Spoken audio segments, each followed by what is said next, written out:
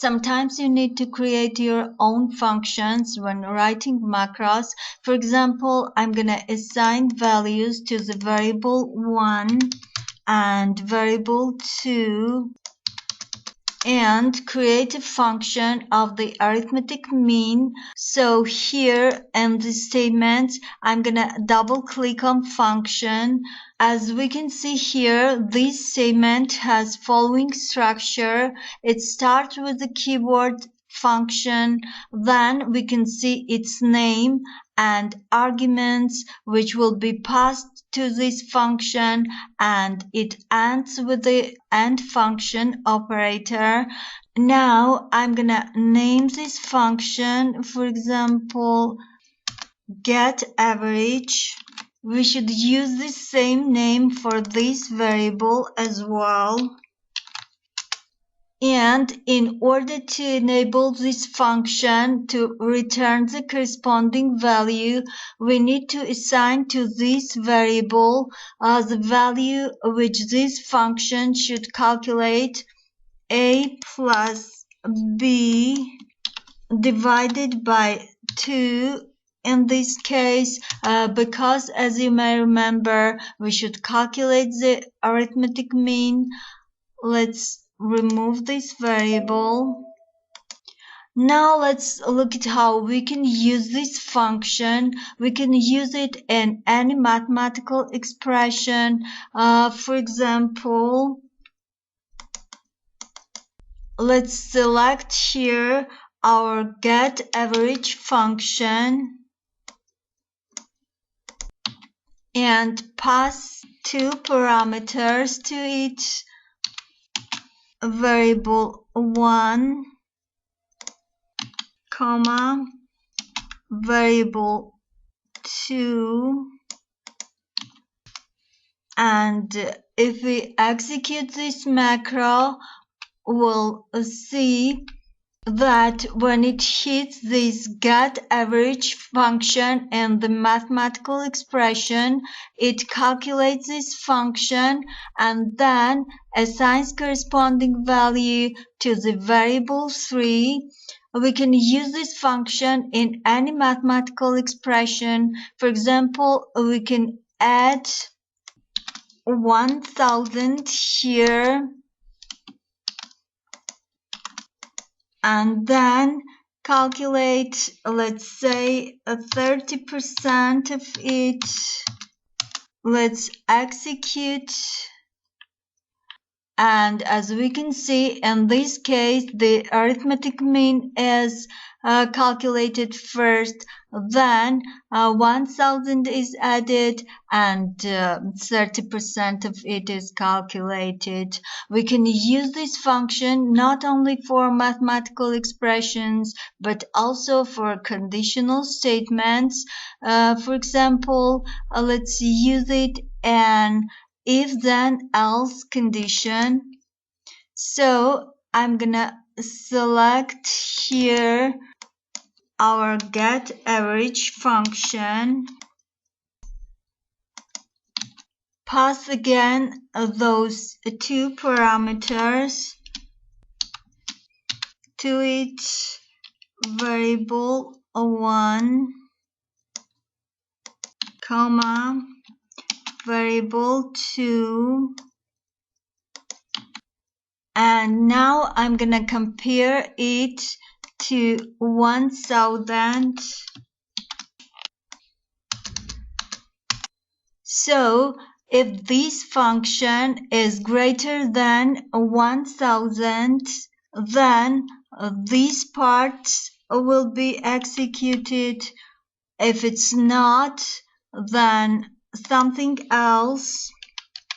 Let's execute, and as we can see, for the first time it came in to calculate the function of the variable 3, and then in order to analyze condition, as we can see here, 150, which returns the function get average of variable 1 and variable 2 is not greater than 1000, so else condition is met and this part of the code is executed. The function can return not only number values but also string values. So let's create other function. I'm gonna name this function, let's say getConc, and pass 3 arguments to it, A, B, and C. We should give the same name to the variable which returns this function and assign the value to this variable. I'm gonna concatenate these symbols. We don't need this variable. Now let's add string variables. 3 of them, A, B, C, D, E, F, G, and H, I. Then select our function getConc and pass these new variables, variable 10, comma, variable 11, comma, and variable 12.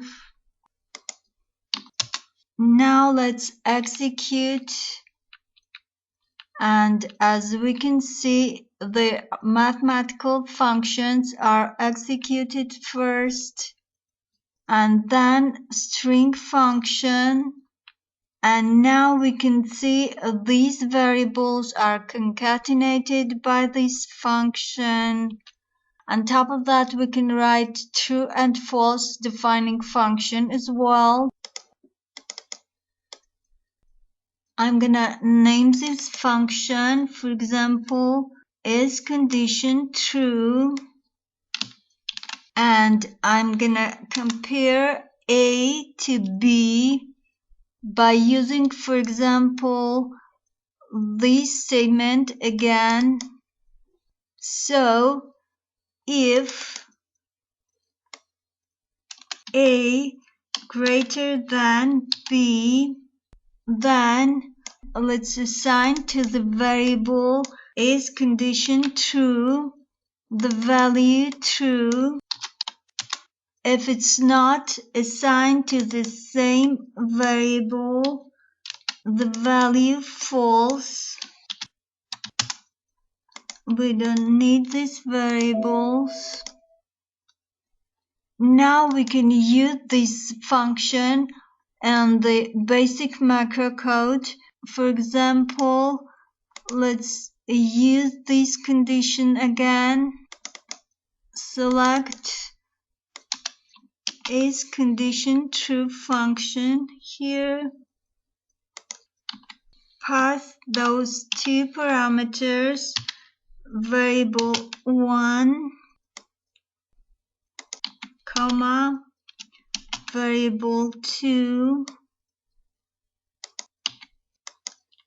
equals true.